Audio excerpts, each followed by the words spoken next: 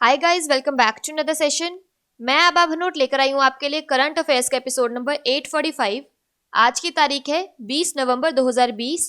हमारे दो चैनल्स हैं, पिनाकल और फ्रंटियर आईएएस, और अगर अभी तक आपने इन चैनल्स को सब्सक्राइब नहीं किया है तो सब्सक्राइब करना बिल्कुल ना भूलिएगा। साथ ही साथ इस बेल आइकन को जरूर दबाना है ताकि हमारी आने वाली हर वीडियो की नोटिफिकेशन आपको मिल सके। हमारी दो वेबसाइट्स हैं, sscglpinacle.com और baljeetdhaka.com। इन दोनों को विजिट करना बिल्कुल ना भूलिएगा। ये सेशन हर रोज सुबह 4 बजे अवेलेबल हो जाता है और वीडियो की एंड में आपसे क्विज के क्वेश्चन पूछे जाते हैं जिनका आंसर आपको कमेंट सेक्शन में जरूर करना है। साथ ही साथ हमारे दोनों टेलीग्राम हैंडल्स फ्रंटियर आईएएस और एसएससी पिनेकल ऑनलाइन को ज्वाइन जरूर करना है for daily videos, PDF and monthly magazine. Start करेंगे प्रीवियस क्विज के साथ। आपका पहला क्वेश्चन था, अंतरराष्ट्रीय पक्षी उत्सव 2021 किस शहर में आयोजित किया जाएगा? तो इसका सही जवाब था गोरखपुर। और आपका दूसरा क्वेश्चन था, किस राज्य सरकार ने हाल ही में अनाथ और निराश्रित बच्चों के लिए वात्सल्य योजना और समर्थ योजना शुरू की है? तो इसका सही जवाब था राजस्थान। स्टार्ट करेंगे आज के सेशन के पहले क्वेश्चन के साथ। भाजपा की वरिष्ठ नेता मृदुला सिन्हा का हाल ही में निधन हो गया। वह किस राज्य की पहली महिला राज्यपाल थी? तो इसका सही जवाब है option number D, Goa. Goa की पूर्व राज्यपाल और भाजपा की वरिष्ठ नेता मृदुला सिन्हा का निधन हो गया। वह गोवा की पहली महिला राज्यपाल थी। वह एक कुशल लेखिका भी थी जिन्होंने साहित्य के साथ साथ संस्कृति की दुनिया में भी व्यापक योगदान दिया। इसके अलावा उन्होंने मानव संसाधन विकास मंत्रालय में भाजपा की महिला विंग की प्रमुख और केंद्रीय समाज कल्याण बोर्ड की अध्यक्ष के रूप में सेवाएं दी थी। यहाँ पर एक क्विक रिवीजन की बात करें तो गोवा में भारत की पहली सैंड ड्यून पार्क परियोजना किस वित्तीय संस्था द्वारा वित्त पोषित की जाएगी? तो इसका सही जवाब है वर्ल्ड बैंक। बात करें गोवा की तो इसकी कैपिटल है पानाजी, सीएम है प्रमोद सावंत और गवर्नर है भगत सिंह कोश्यारी एडिशनल चार्ज। अगला प्रश्न है, किस राज्य सरकार ने राज्य के 31वें जिले के रूप में विजयनगर के निर्माण की स्वीकृति दी है? तो इसका सही जवाब है option number B, Karnataka. Karnataka मंत्रिमंडल ने विजयनगर को राज्य के 31वें जिले के रूप में सैद्धांतिक रूप से मंजूरी दे दी। इसे खान संपन्न जिले बल्लारी से अलग किया जाएगा। विजयनगर जिले की मांग लंबे समय से रही है। इसमें हिंदू साम्राज्य विजयनगर साम्राज्य हम्पी की तत्कालीन राजधानी शामिल थी। इस जगह का इतिहास बहुत पुराना है। यहाँ पर एक रिवीजन की बात करें तो किस राज्य का हुडली गांव गांधीवादी जीवन शैली का एक जीवन स्मारक है? तो इसका सही जवाब है कर्नाटक। बात करें कर्नाटका की तो इसके डैम्स और रिवर्स में आता है कृष्णा राजा सागर कावेरी, तुंगभद्रा डैम तुंगभद्रा और Almaty dam Krishna. National parks में आता है Nagarhole national park, आंशी national park और बन्नरघट्टा नेशनल पार्क। कर्नाटका की कैपिटल है बेंगलुरु, गवर्नर है वाजुभाई वाला, सीएम है BS Yediyurappa. UNESCO world heritage sites में आता है हम्पी मॉन्यूमेंट्स और पत्तडकल मॉन्यूमेंट्स। अगला प्रश्न है, कौन सा राज्य गायों के संरक्षण और संवर्धन के लिए एक गौ कैबिनेट काउ कैबिनेट स्थापित करेगा? तो इसका सही जवाब है option number D, Madhya Pradesh. Madhya Pradesh के मुख्यमंत्री शिवराज सिंह चौहान ने घोषणा की है कि राज्य सरकार राज्य में गायों की संरक्षण और संवर्धन को बढ़ावा देने के लिए गौ कैबिनेट काउ कैबिनेट के नाम से एक नई समिति का गठन करेगी। मुख्यमंत्री शिवराज सिंह चौहान के मुताबिक गौ कैबिनेट की पहली बैठक 22 नवंबर को आयोजित की जाएगी। हालांकि मध्य प्रदेश सरकार ने अभी तक गौ कैबिनेट की शक्तियों और उत्तरदायित्वों को लेकर कोई विवरण जारी नहीं किया है। यहाँ पर एडिशनल इन्फॉर्मेशन की बात करें तो इस वर्ष की शुरुआत में उत्तर प्रदेश सरकार ने भी राज्य में गौ हत्या को रोकने के लिए एक अध्यादेश पारित किया था। इस अध्यादेश के तहत उत्तर प्रदेश में गाय की हत्या पर 10 वर्ष तक की सजा और 3 से 5 लाख रुपए तक के जुर्माने का प्रावधान किया गया है। यहाँ पर एक रिवीजन की बात करें तो मुख्यमंत्री किसान कल्याण योजना किस राज्य सरकार द्वारा शुरू की जाएगी? तो इसका सही जवाब है मध्य प्रदेश। बात करें मध्य प्रदेश की तो इसके डैम्स और रिवर्स में आता है Gandhi Sagar dam Chambal, Indira Sagar dam Narmada. National parks में आता है कान्हा टाइगर रिजर्व, पन्ना नेशनल पार्क, पेंच नेशनल पार्क और बंधवगढ़ नेशनल पार्क। मध्य प्रदेश की कैपिटल है भोपाल, गवर्नर है Anandiben Patel additional charge, CM है Shivraj Singh Chauhan. World heritage sites में आता है बुद्धिस्ट मॉन्यूमेंट एट सांची और खजुराहो ग्रुप ऑफ मॉन्यूमेंट्स। अगला प्रश्न है, दुनिया के शीर्ष 500 सबसे शक्तिशाली कंप्यूटर सिस्टम में भारत के सुपर कंप्यूटर परम सिद्धि की रैंक क्या है? तो इसका सही जवाब है ऑप्शन नंबर डी 63।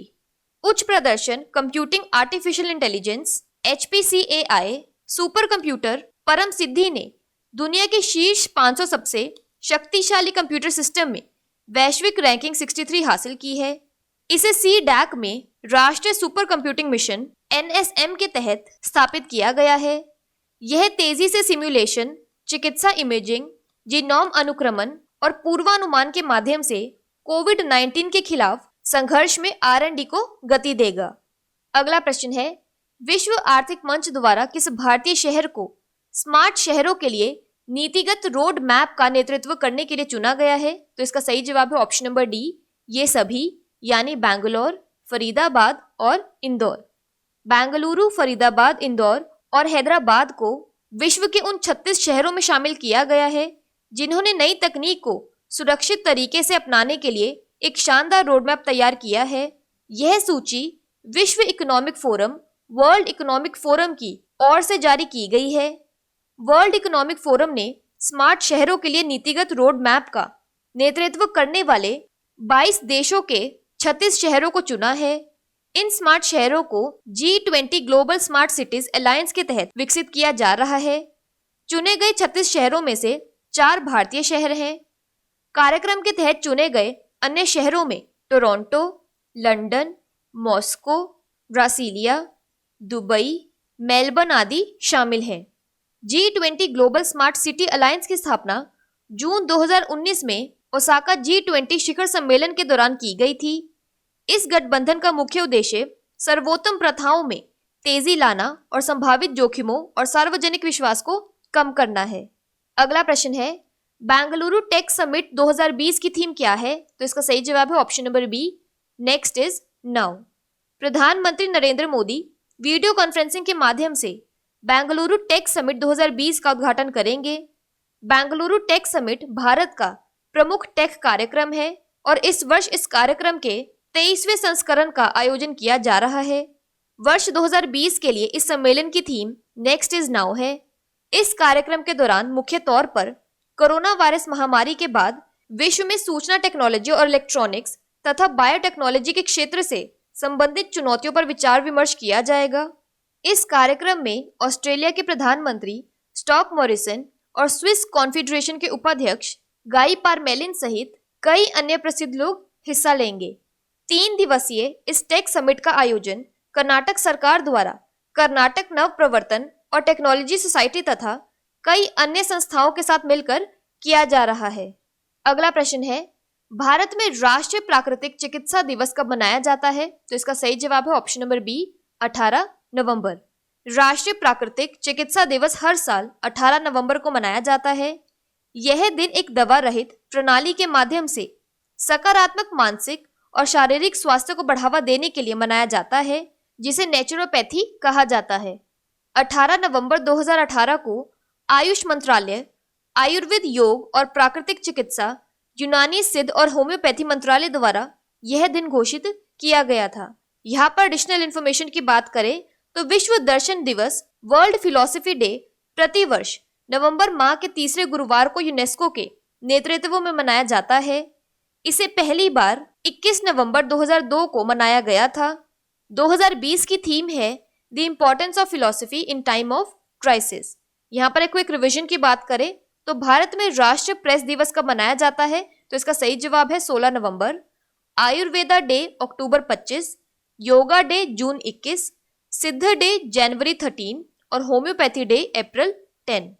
अगला प्रश्न है, भारत के पहले विकेंद्रीकृत सौर कन्वर्जेंस प्रोजेक्ट किस राज्य में स्थापित की जाएगी? तो इसका सही जवाब है ऑप्शन नंबर सी गोवा। ऊर्जा दक्षता सेवा limited, energy efficiency services limited, EESL और गोवा सरकार ने राज्य में भारत के पहले convergence project, India's first convergence project को शुरू करने के संबंध में चर्चा के लिए एक समझौता ज्ञापन पर हस्ताक्षर किए हैं। ऊर्जा दक्षता सेवा लिमिटेड EESL, विद्युत मंत्रालय और नवीन एवं नवीकरणीय ऊर्जा विभाग, department of new and renewable energy DNRE के तहत सार्वजनिक उपक्रमों का एक संयुक्त उद्यम है। इस समझौता ज्ञापन के तहत EESL एवं DNRE व्यवहार्यता अध्ययन और उसके बाद विकेंद्रीकृत सौर ऊर्जा परियोजनाओं के कार्यान्वयन को अंजाम देंगे। गोवा इस कन्वर्जेंस प्रोजेक्ट को अपनाने वाला भारत का पहला राज्य है। इस प्रोजेक्ट से बिजली कंपनियों डिस्कॉम में सुधार किए जाने से स्वच्छ ऊर्जा की प्राप्ति होगी और आगामी 25 वर्षों की अवधि में गोवा में लगभग 2574 करोड़ रुपए की बचत होगी। यह कन्वर्जेंस प्रोजेक्ट किसानों को स्वच्छ ऊर्जा के साथ साथ ऊर्जा कुशल पंप सेट भी उपलब्ध कराएगा, जो बिजली की खपत को कम करने के अलावा कृषि एवं ग्रामीण फीडर नेटवर्क को बिजली पहुंचाने से जुड़े पारेषण एवं वितरण घाटे को भी कम करेगा। अगला प्रश्न है, किस देश ने वर्ष 2030 से पेट्रोल और डीजल कारों की बिक्री पर प्रतिबंध लगाने की योजना बनाई है? तो इसका सही जवाब है option number D, Britain. Boris Johnson ने आने वाले दशक में हरित निवेश के लिए योजनाएं बनाई हैं। पेट्रोल और डीजल द्वारा पूरी तरह से संचालित नई कारों को ब्रिटेन में वर्ष 2030 से बेचा नहीं जाएगा। हरित औद्योगिक क्रांति के लिए प्रधानमंत्री की योजना ने ब्रिटेन के पहले हाइड्रोजन संचालित शहर, 4 कार्बन कैप्चर क्लस्टर और उन्नत परमाणु रिएक्टरों की एक नई पीढ़ी का वादा किया। यह जलवायु परिवर्तन से निपटने और परमाणु ऊर्जा जैसे उद्योगों में रोजगार पैदा करने के लिए यूके की हरित औद्योगिक क्रांति का हिस्सा है। बात करें द यूनाइटेड किंगडम की, तो इसमें आता है इंग्लैंड, स्कॉटलैंड, वेल्स और नॉर्दर्न आयरलैंड। इसकी कैपिटल और लार्जेस्ट सिटी है लंदन और इसकी करेंसी है पाउंड स्टर्लिंग। अगला प्रश्न है, reporting India my 70 year journey as a journalist नामक पुस्तक किसने लिखी है? तो इसका सही जवाब है option number B, Prem Prakash. Reporting India my 70 year journey as a journalist पुस्तक अनुभवी पत्रकार प्रेम प्रकाश द्वारा लिखी गई है। वह पुस्तक पत्रकारिता में उनके शुरुआती दिनों पर प्रकाश डालती है। प्रेम प्रकाश भारतीय पत्रकारिता में अग्रणी है और उन्होंने इस पुस्तक में अपने लंबे करियर में आजादी के बाद के भारत की कुछ सबसे महत्वपूर्ण कहानियों को शामिल किया है, जिसमें चीन के साथ 1962 का युद्ध, 1965 और पाकिस्तान के खिलाफ युद्ध, आपातकाल, इंदिरा गांधी की हत्या और लाल बहादुर शास्त्री जी की ताशकंद यात्रा शामिल है। पुस्तक में उनके पेशेवर जीवन और नेहरू के निधन से लेकर प्रधानमंत्री नरेंद्र मोदी के उदय तक की कहानियों का विस्तृत विवरण किया है। यहाँ पर कोई रिवीजन की बात करें, अ प्रॉमिस्ड लैंड नामक पुस्तक किसने लिखी है? तो इसका सही जवाब है बराक ओबामा। बात कर लेते हैं आज के सेशन के क्विक समरी की। तो गोवा की पहली वुमेन गवर्नर मृदुला सिन्हा का निधन हो गया है। विजयनगर कर्नाटका की 31st डिस्ट्रिक्ट बन गई है। गौ cabinet for cause Madhya Pradesh में बनाई जाएगी। इंडिया के सुपर कंप्यूटर परम सिद्धि को टॉप 500 में 63 रैंक मिला है। Pioneering policy road map for smart cities के लिए बेंगलुरु, फरीदाबाद, इंदौर और हैदराबाद को चुना गया है। बेंगलुरु टेक समिट 2020 की थीम है next is now. National naturopathy day नवंबर 18 को मनाया जाता है। India's first decentralised solar convergence project Goa में शुरू किया जाएगा। यूके में 2030 से पेट्रोल और डीजल कार्स पर बैन लगाया जाएगा। और reporting India my 70 year journey as a journalist book Prem Prakash ने लिखी है। बात कर लेते हैं आज के सेशन के क्विज फॉर द डे की। आपका पहला क्वेश्चन है, भारत में राष्ट्रीय प्राकृतिक चिकित्सा दिवस कब मनाया जाता है? और आपका दूसरा क्वेश्चन है, भाजपा की वरिष्ठ नेता मृदुला सिन्हा का हाल ही में निधन हो गया, वह किस राज्य की पहली राज्यपाल थी? और अगर अभी तक आपने हमारे चैनल को सब्सक्राइब नहीं किया है तो सब्सक्राइब करना बिल्कुल ना भूलिएगा। साथ ही साथ इस बेल आइकन को जरूर दबाना है ताकि हमारी आने वाली हर वीडियो की नोटिफिकेशन आपको मिल सके। हमारी दोनों वेबसाइट्स SSCCGLPinnacle.com और baljeetdhaka.com को विजिट करना बिल्कुल ना भूलिएगा। साथ ही साथ हमारे दोनों टेलीग्राम हैंडल्स को ज्वाइन जरूर करना है। Thank you so much.